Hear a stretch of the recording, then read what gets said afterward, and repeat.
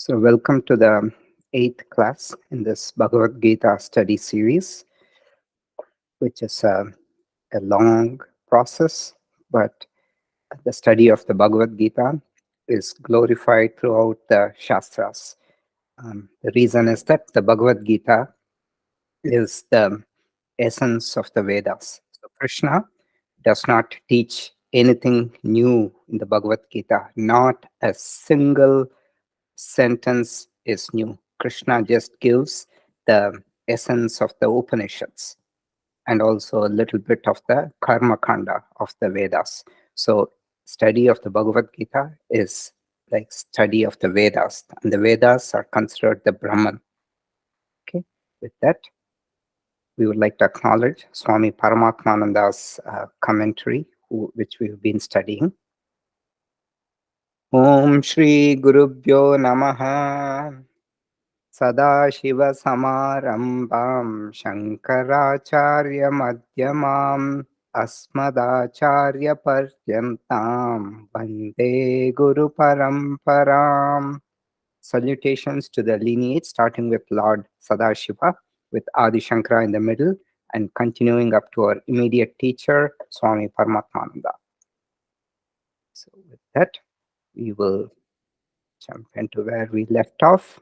Okay. So this is where we left off last time. So the summary so far is that Arjuna tries to solve the problem by himself, his big conflict, and he realizes he cannot solve it on his own.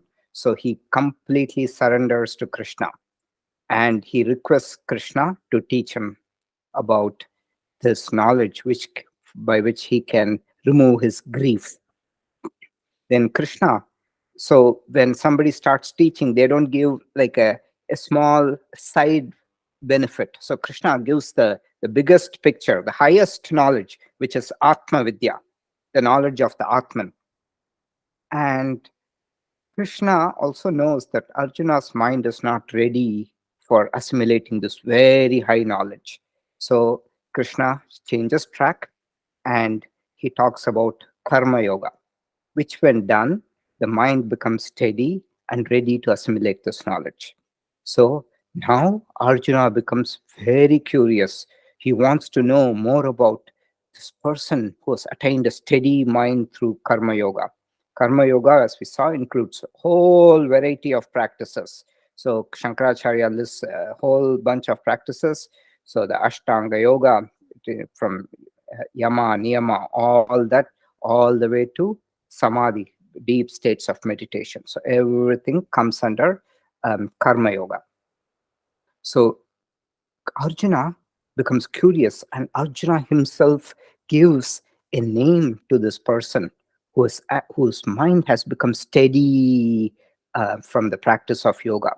So we saw a shloka from Ramayana, where Valmiki talks to his disciple Bharadwaja.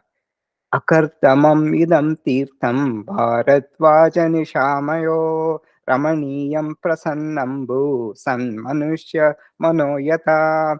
So look, Valmiki compares the still waters of Akardama to the mind of a very noble person.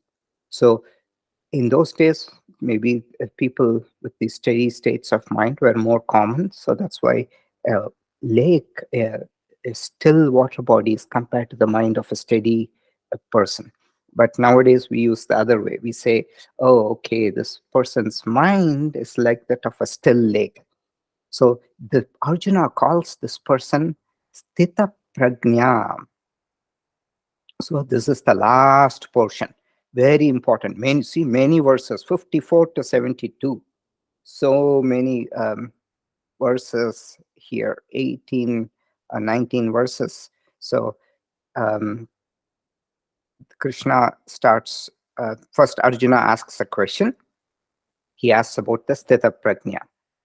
Arjuna uvacha Sthita Prajnasya ka bhasha samadhistasya keshava Sthitadi kim prabhasheta kimasita prajeta kim. Okay, so Arjuna asks, what is the description of a person of steady wisdom whose mind is always abiding in samadhi?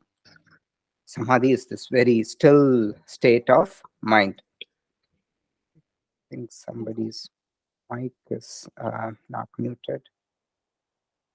Okay. How do those whose mind is unshaken speak, sit, and move about? So this is Arjuna's question. He's very curious. He wants to know everything about this. So in the first um, part of the shloka, Sthita Prajnasya ka bhasha kim. What is the bhasha here doesn't mean language. So bhasha here means what is the description of a person of steady wisdom. Samadhistasya, this person is always residing in samadhi. Sthita dhi, another word he uses. Dhi is intellect here. Intellect is very steady. Kim prabhashet, prabhasheta, here it means how does this person speak? Kim asita, how does this person sit? Kim rajet, how does this person move about? So this is a very important portion because it gives a role model for all of us to aspire towards. So Shankaracharya quotes this very often. Yani sthita prajnasya lakshanani tani mumukshuhu sadhanani. What it means is that what is the sthita prajna's lakshana means qualities that becomes a mumukshu sadhana. Mumukshu means somebody who wants to attain liberation. Mukshu. So mumukshu sadhana. Sadhanas are practices, are means, are our goals for this practice. So the qualities of the Sthita Prajna is what others aspire towards. So it is very important. And in the end, there's one shloka which Swami Paramatmananda says that is like the litmus test of whether your mind has been calmed by asana practice. If you satisfy those qualities, then your mind has been reasonably calmed by yoga practice. So your yoga practice is successful. So it provides a role model to guide us. So the Sthita Prajna, first, there's also a difference between a Sthita Prajna and a Jnani. We saw the two steps, Karma Yoga, Jnana Yoga. At the end of Karma Yoga, the mind has become steady. Now it's ready to attain all this knowledge. So a Jnani is a fully enlightened person. That person is in the second step, already quite advanced. Sthita Prajna is about to enter the second step. So mind very calm, little bit here, but it's not fully much into the path of enlightenment. So the after prarabdha karma is over, Jnani will attain videha mukti, and they've already attained jivan mukti. There's nothing else to be done. After the karma gets exhausted, the atma leaves the body. So Sthita Prajna is getting on to the second step. The mind is fit for knowledge. Okay, so then Arjuna uses various names. We saw two: Sthita Prajna, firm wisdom. Prajna is wisdom. Sthita is firm. Sthiti, samastitihi. We see all these words in yoga. Then Arjuna also uses samadhistaha. The mind is always in samadhi. So samadhi means sama is balanced. The refers to the mind here, not intellect, just mind. So one who's established in samadhi is a samadhistaha, and samadhi means balanced mind. And Arjuna also uses sthitadhi. The mind is firm, unshaken mind. And then we also previously saw vyavasayatmika, one of well ascertained understanding. And then Krishna will also use the term yogi, because in the sixth chapter throughout he uses the term yogi, because this person has completed karma yoga or advanced stages of karma yoga. It's not like a perfect step, right? It's all a gradation. So the let's look at so who's this yogi, who's this person? So this is talked about in detail in the 6th chapter. We'll get a glimpse to, because this series we are seeing the Bhagavad Gita, especially as a yoga shastra. So we'll see who this yogi is. श्रीभगवानुवाच असंशयं महाबाहो मनो दुर्निग्रहं चलम् अभ्यासेन तु कौन्तेय वैराग्येण च गृह्यते तपस्विभ्योऽधिको योगी ज्ञानिभ्योऽपि मतोऽधिकः कर्मिभ्यश्चाधिको योगी तस्माद्योगी भवार्जुन. So this person of steady wisdom, Krishna glorifies again and again and again throughout the Bhagavad Gita. So he does that again in the 6th chapter. Let's see. Okay. So he again glorifies this yogi in the 6th chapter. Yogi is greater than people who perform great actions, greater than tapasvis, people who perform austerities. So, and people who have possess a lot of knowledge, even the worldly knowledge, yogi is greater than all that. So Krishna glorifies the yogi. So in this portion, the first part is the traits, Sthitha Prajna, Lakshanani. Lakshana means the traits of a person of steady wisdom. Why is this important? Because this is what we aspire towards. Arjuna is asking, Sthitha Prajnasya ka bhasha kim, and how kim asita, kim rajeta, kim prabhasheta, how it sits, walks, talks. And then Sthitha Prajna Sadhanani. How can a person become a Sthitha Prajna? So that Krishna tells. Of course, it's all the Karma Yoga, but he highlights a few important things. So we'll start with Krishna's teachings on Sthitha Prajna. Shri Bhagavan Prajahati yada kaman sarpan partha manogatan atmanyevatmana tushtaha sthita prajnastadochyate. So this is an important shloka, which is why the star is here. So Krishna says, defines the sthita prajna. When a person gives up desires as and when they appear in the mind, this craving desires, not the relaxed desires. So kaman refers to kama. There's a sense of craving involved in that. So when the person gives up desires as they appear in the mind, O Partha, and when they are satisfied with oneself, with the self, Atma alone, that person is known as a person of ascertained wisdom or steady wisdom. So this is how he defines. For us, we have 1,000 desires. So what is more numerous than blades of grass? The Yaksha asks. Remember in the Yaksha Prajna, the Yaksha asks many hundreds, 30 questions to Yudhishthira. What is more numerous than blades of grass? So many grass growing.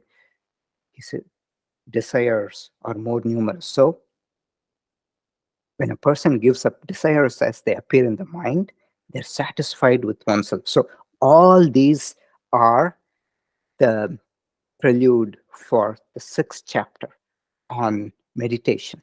Because there, Atmanyeva Atmana Tushtaha, he again uses this word. Tasya prajna pratishtita. So again and again, this Atmanyeva Atmana Tushtaha. Tushtaha means being satisfied. So you'll see Atma again and again. Atma can mean different things, like I said last time. One is just the self, which is the mind-body complex. other is what is inside. So when this person turns inward and is able to see the glory of the Atma, then the person gets enormous satisfaction. This is what is said. This is meditation. Tada drashtuhu swarupe avasthanam. So the mind, right? The in the mind screen, we saw the contents of the mind screen, the pratyaya. What is reflected is just the Atma. The everything else is not there. This is the greatest joy. So this person will satisfied with the Atma. So the Atmanyeva Atmanatushtaha. Again and again and again you will see this. This is a very important shloka. Okay. Sthitha Prajna is self-sufficient, does not require external factor to be happy. These are the two takeaways. Then Dukkeshvanudvignamanaha Sukeshu Vigatasprhaha Vitaraga Bhayakrodaha Sthitadir Muniruchyate. So Krishna now uses a different term, uses Muni. So they're all the same. Muni, Yogi, all these mean the same thing. Dukeshu anudvignamana, one who is not agitated by adversity, dukkha, sorrow, adversity, all these things. Vigna means agitation. So Vignesha, so that's a name to Ganesha. So it's the god who removes all these agitations. So Dukeshu anudvignamana. Anudvigna mana, the agitations of the mind. Sukheshu vigata spruhaha, not hankering in pleasure. Sukha is pleasure. Vigata spruha. So this is a beautiful word. What it means as spruha is a wish. So when vigata spruha means when the wish is not there. So this is basically hankering. So you are wishing for something to happen. That is what hankering. So yeah, wish not happy, desire not happening is cause for hankering. Oh, I want that. I want that. So that's what vigata sprihaha. Vita raga bhaya krodaha, free of raga, craving, bhaya, fear, krodha, anger. That person is called a person of steady wisdom. So one who is not agitated by adversity and not hankering in pleasures, free of craving, fear, and anger, that person is called a person of steady mind. Any questions so far? No? So it's clear. So Krishna elaborates more and more. Now there are these three sources of sorrow, right? So I'm introducing this here because it comes again and again and again.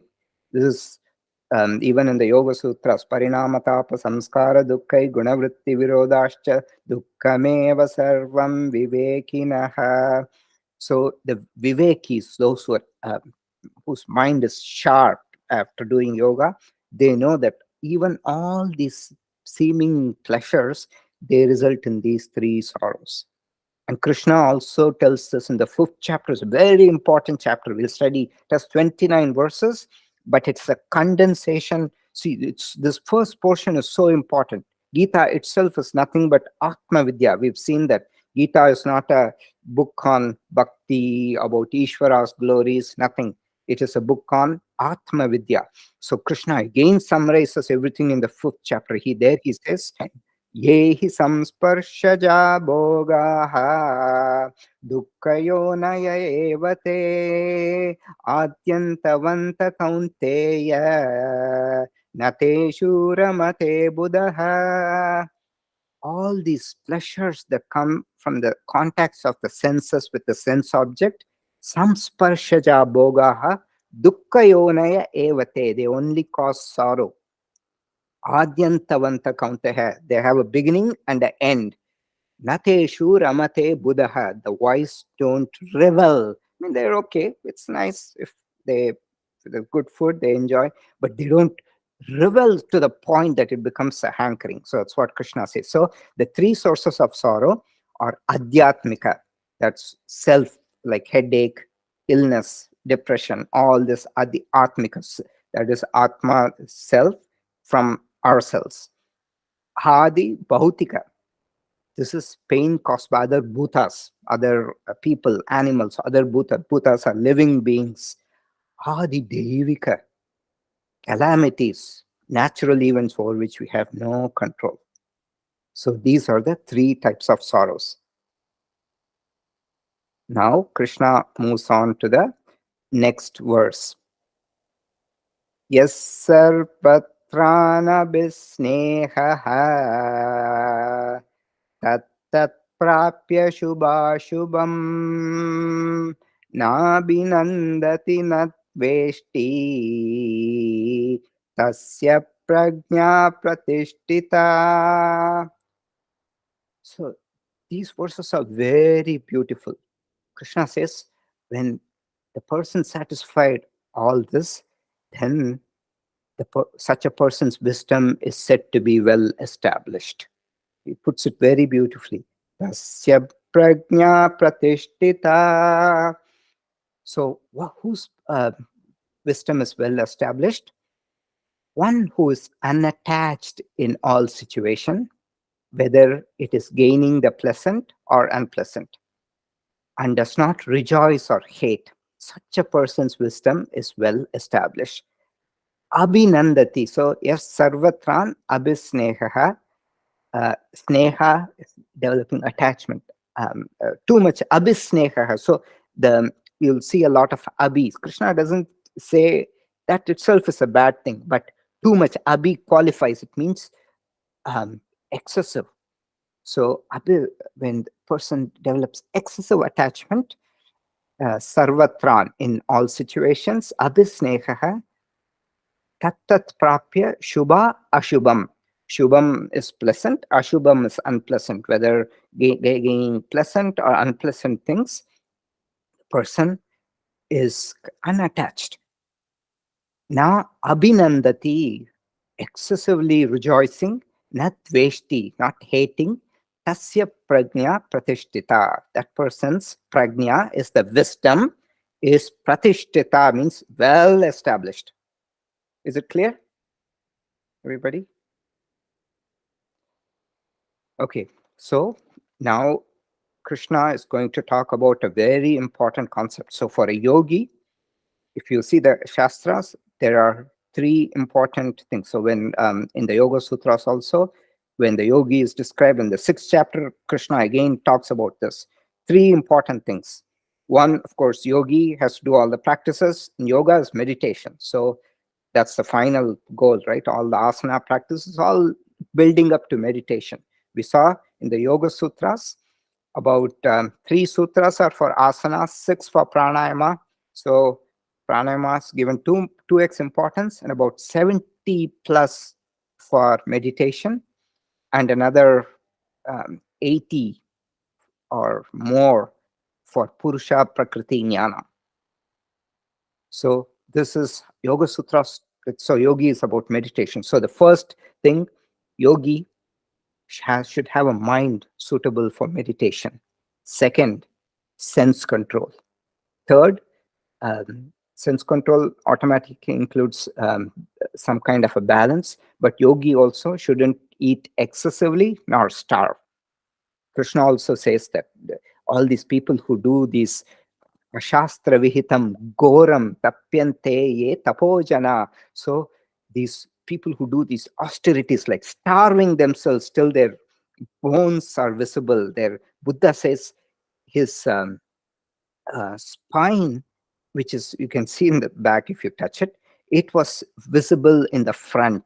That's how emaciated he had become. All these austerities are goram, gori. Krishna uses the word ashastra vihitam goram. They are not described in the shastras. So Yoga also includes balance, not excessive recreation, excessive sleeping, excessive eating. No, it requires a balance. Now, sense control. This is a very important shloka, and for asana practitioners, you would immediately recognize.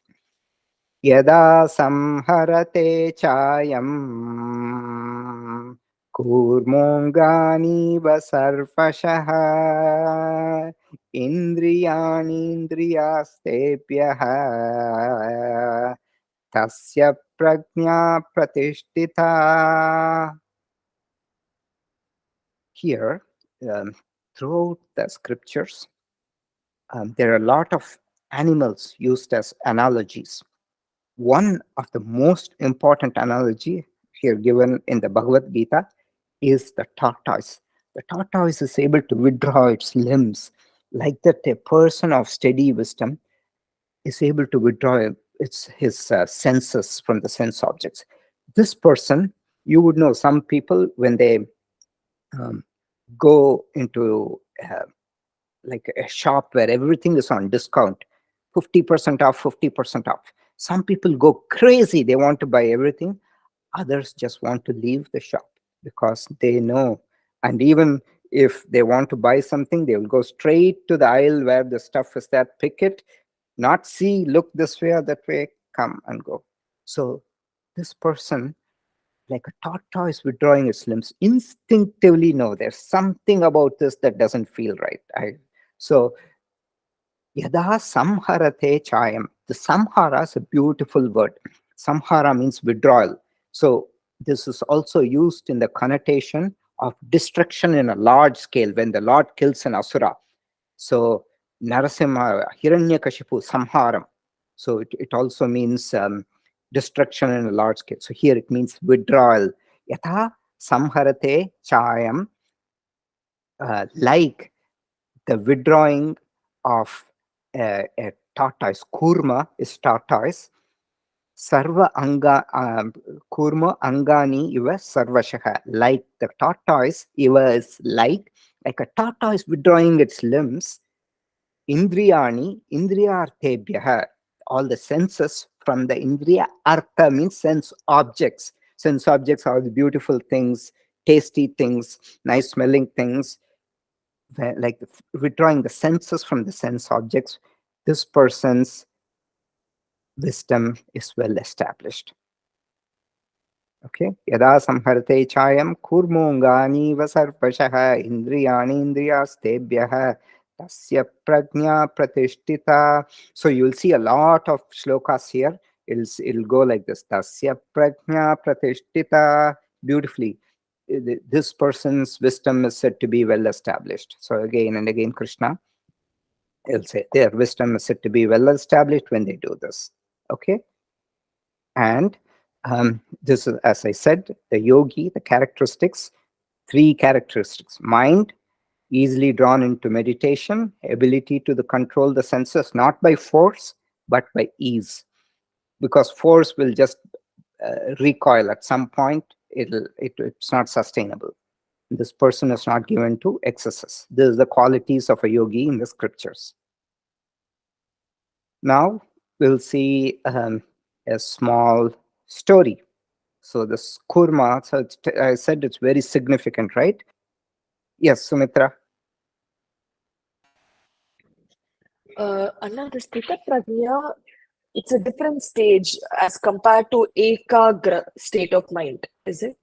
Yeah. So okay. So there are 5 states. So the Muda, Vikshipta, then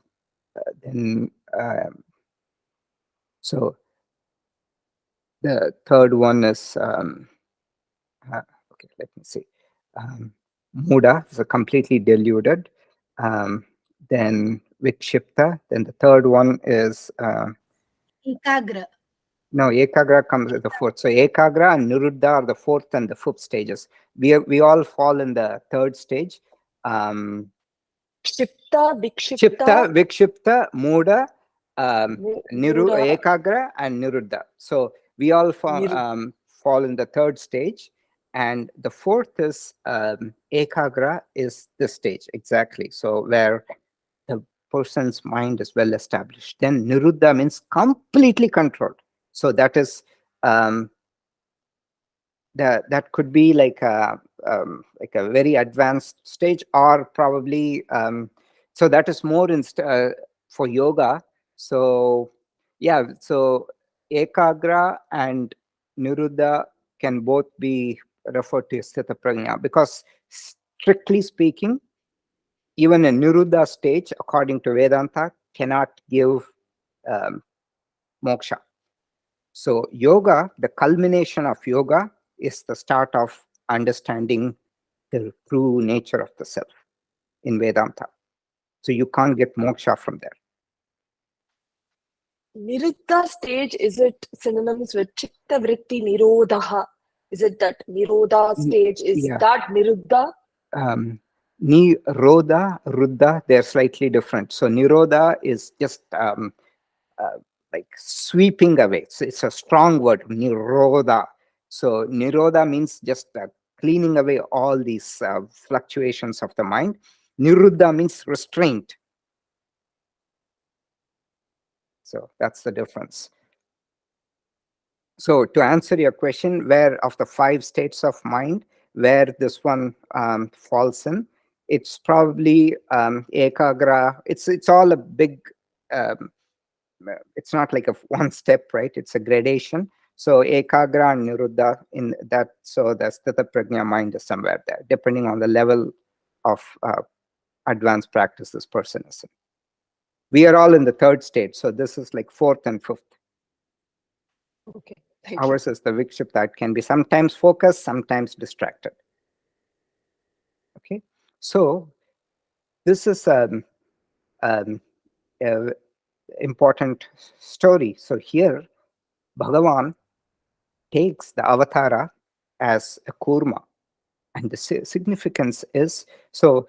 Again, this if I start going to the original story, a lot of the stories are because of curses, and who is the person, one of the rishis who's great at giving curses? It's Durvasa. So I'll tell you the story of Indra and Durvasa some other time, because if we get there, it'll be a long thing.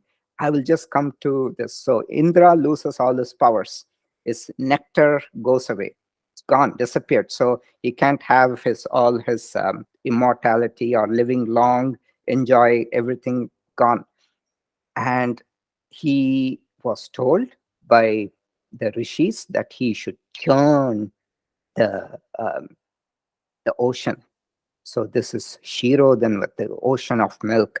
Shirodhanvat Pradeshe Shuchimani Vilasat Saikate Mautikanam. That's where Vishnu is residing, right? And he is asked to use Mount Mandara as the churning ladle. And Vasuki, the divine serpent, who adores Shiva's neck, as the the rope to do the churning. And the devas themselves, they're not enough. So the devas go get the asuras' help too, promising them that they'll give 50% of the nectar to them. Because asuras, by nature, they're very strong. They're just, their mind is not clean, but they're very strong. They can do a lot of powerful things. So one side devas, the other side asuras. And then they start churning. But then the Mount Mandara starts collapsing. That is when Bhagavan takes the avatar as Kurma, tortoise, and he comes and supports Mount Mandara. Now, this is not an ordinary churning. It's like you see all these big hurricanes, everything, water, like Atlantic Ocean. It's just chaotic, right? Imagine a million times that is what happened when they churned. There was chaos everywhere. And not just that, the snake was huffing and puffing, Vasuki. It was just spitting out poison, so much poison. And the poison, there was toxic fumes which are threatening to destroy all the worlds. That is when Shiva comes in and takes all the poison and he just swallows it because the fumes are going everywhere. It has to be contained. Shiva just swallows it, and then Parvati stops him. And then that's why Shiva is called Nilakanta, because his throat becomes blue. Anyway, but the thing about this is when there's so much chaos going on, the tortoise is able to handle everything with its limbs and just be calm. So that is the symbolism of the story. And then there's a lot of many things came out of this. Uchaishravas, the great horse. Lakshmi comes out of this. Then Kamadenu, all many things come out of the journey. Big gifts, and of course, finally the nectar comes. Okay, so then the next shloka. Vishaya vinivartante niraharasya dehinaha rasavarcham rasopyasya param drishtva nivartate. Okay, so this is Sumitra, you brought this up. So tat, there's a equivalent in the Yoga Sutras that says tat param purusha khyate guna vaitrishnam. So vaitrishna means thirst. Trishna is thirst, the good thirst of the gunas. Even that goes away when you see something supreme. So this is actually very important. You are asking about practical stuff. So this is actually a very practical sloka, because when you see something very big that's calming, all our petty desires will fall away. So that's the takeaway. So Vishaya vinivartante, the objects of the senses. Vinivartante means turn around, that's 180-degree turn away from the abstinent person, but the longing for those objects can remain. Niraharasya dehina, abstinent person. Rasa varjam, rasam is that essence, that is a little bit of the taste, that can remain, but the longing remains. Rasopyasya param drishtva nivartate, even that longing goes away upon seeing the supreme, that's the supreme self, that's the Atma. Okay, so objects of the senses turn away from the abstinent person, but the longing for those objects can remain. Even that longing goes away upon seeing the supreme self. Then Bhagavan says, Yatato hyapi kaunteya purushasya vipashchitaha indriyani pramatini haranti prasabham manaha. Prasabam means forcefully. So, O son of Kunti, Kaunteya, the turbulent senses forcefully carry away even the mind of a wise person who strives. Yatato api Kaunteya. So, yatata means so, those who strive. Yatato api Kaunteya, even the striving api, for the striving people, Indriyani pramatini. Pramatini means turbulent. The turbulent senses can forcefully carry away what? Purushasya vipashchitaha. The mind, vipashchitaha, is the clear seeing, the state of clear seeing of the mind. So the vipashyati means pashyati, seeing. Vipashyati, it's V is a prefix which accentuates. Here it means seeing very clearly. So the word vipassana, it comes from vipashyana, which means seeing very clearly. So purushasya vipashchitaha, the clear thinking is snatched away and by this mind. And Krishna uses this word again and again, pramatini. In the 6th chapter, we'll see Chanchalam Himana Krishna Pramati Balavadrunam Tasyaham Nigraham Manye Vayoriva Sudushkaram. Arjuna says, Oh Krishna, this mind is so turbulent, Pramatini, Chanchalam, restless. And Balavadridam, it's so strong, it's difficult to control. Tasyaham Nigraham, which restraining is more difficult than controlling the wind. That's what Arjuna says. Okay. Then comes, so all these shlokas, you'll see a lot of things very similar to the 6th chapter. So second chapter is like a condensed overview of the Bhagavad Gita. So that's why parts, the portion on Karma Yoga will be elaborated in the 4th chapter, Jnana Yoga Karma Yoga in the 3rd chapter, Jnana Yoga in the 4th and the 5th chapters. So Krishna now says, Tani sarpani samyamya yukta asita matparaha vashe hi yasyendriyani tasya prajna pratishtita. So Krishna says, Tani sarvani samyamya, having controlled them. Them refers to the senses, all of the senses.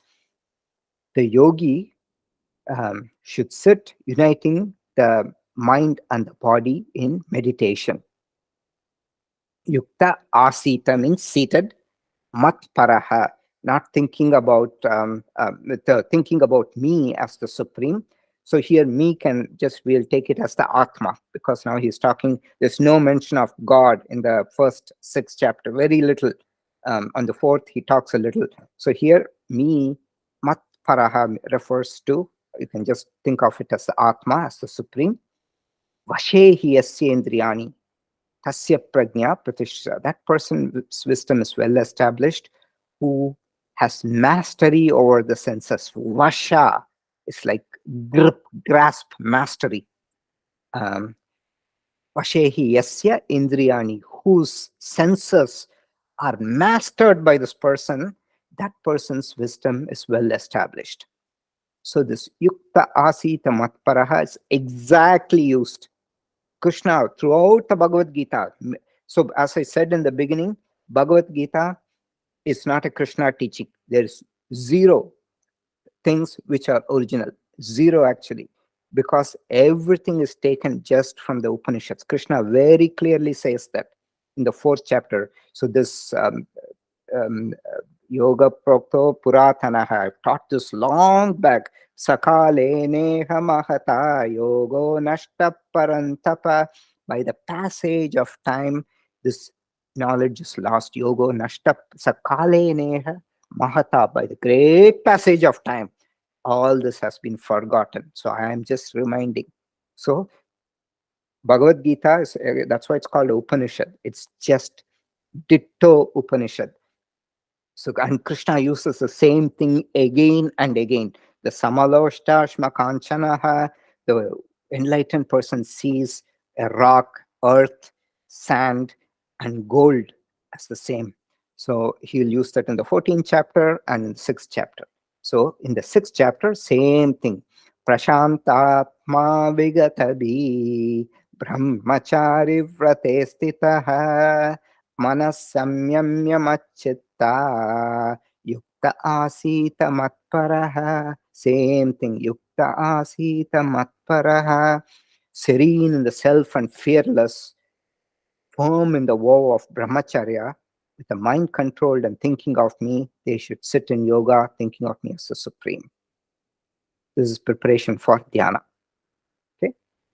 So we will go to 62. This is actually 62, 63. I put them together because it's continuation of the same thing. So they are usually chanted together.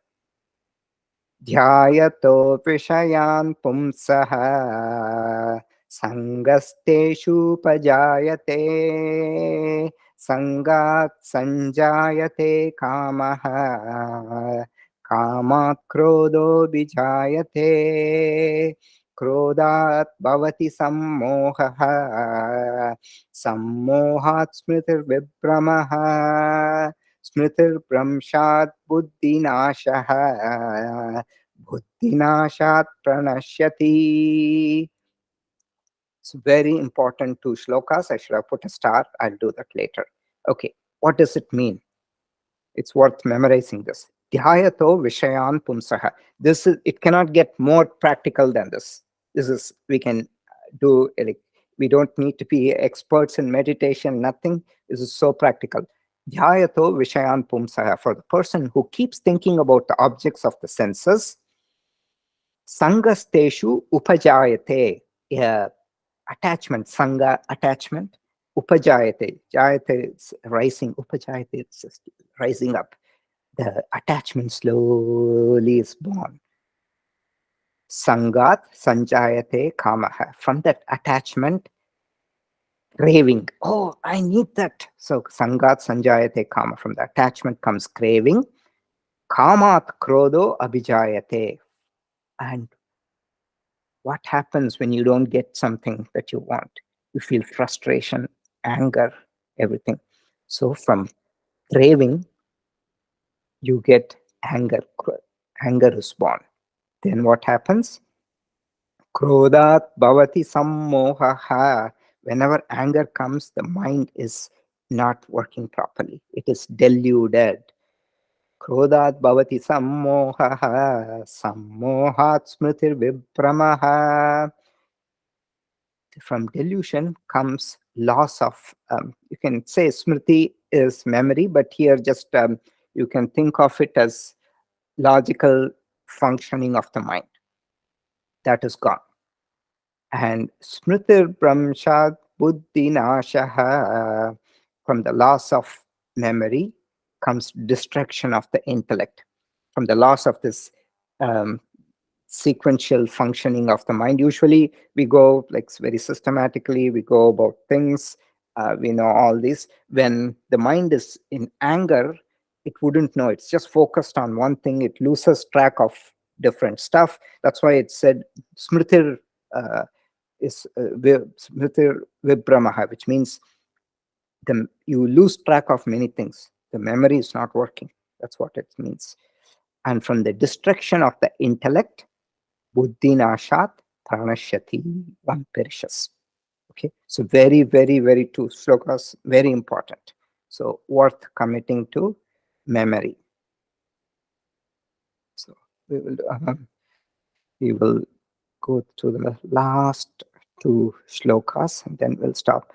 Ragat vesha viyuktaistu vishayan indriyaischcharan atma vashairvideyatma prasadam adhigacchati.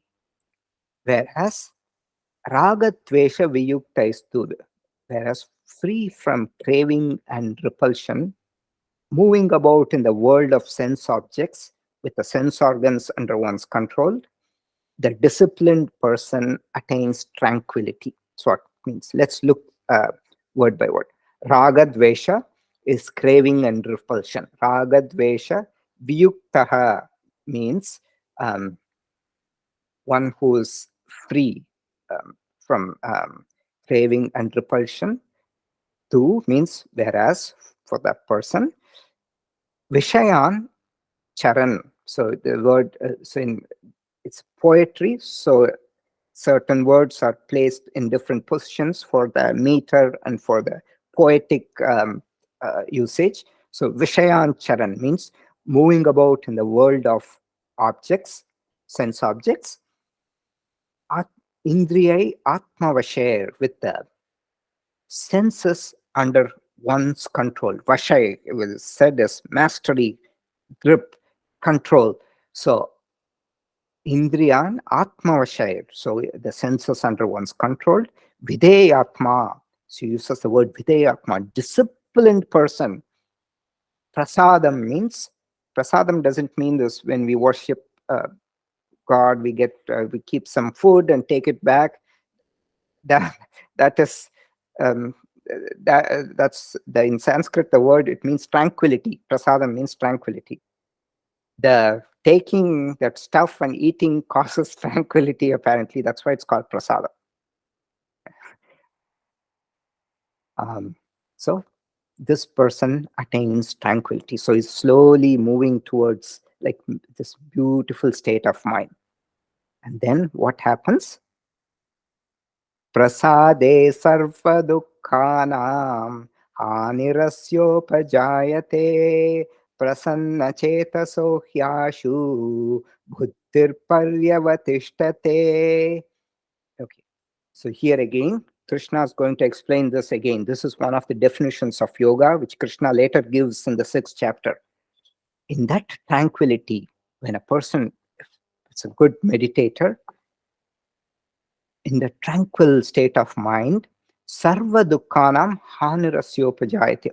It causes the destruction. Hani, it's a destruction of all the pains and sorrows. Prasanna chetaso hyashu. Very soon, the tranquil minded person, self-knowledge becomes well established. Buddhir paryava tishtate. Tishtati, it's like established, becomes well established.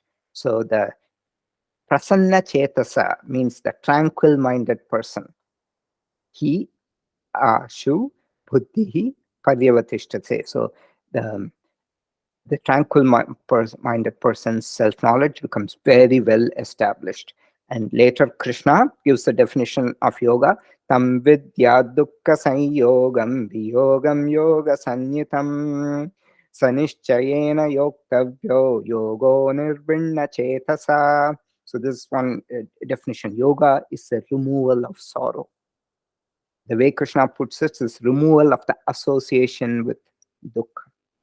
Samvidya dukkha sanyogam means association, because we have a tendency to feel sad. Dukkha samyogam is association with sorrow. Viyogam, removal of that, is called yoga. So how he's using a twist. He says natural, there's a tendency for us to fall into grief. Removal of that is sorrow. Oh, it's yoga. Okay. So we'll, yes, Sumitra. Just couldn't contain myself. I just noticed dukkhameva sarvam vivekinaha. A wise person understands that everything causes dukkham. Yeah. And here, the definition of a yogi is where all dukkham is. When that wisdom comes itself, probably the dukkham is removed. Should we just take it that way? When what comes, the dukkham is removed. When that wisdom comes, comes, dukkham, that everything is ultimately going to, any desire, any pain or pleasure is ultimately going to lead only to pain. Yeah. I think that when that realization comes itself, probably your dukkham is gone. Is that what it means over here? Yeah. So he says when the mind becomes tranquil, and naturally it won't go into grief. That's the context in which he's using this. So he's not saying wisdom here. Here he just says when the mind becomes calm, you won't feel sorrow. Of course, knowledge is the greatest thing. When you have knowledge, you won't feel sorrow. You won't feel sad. Somebody else wanted to ask a question? Okay. So I think we will stop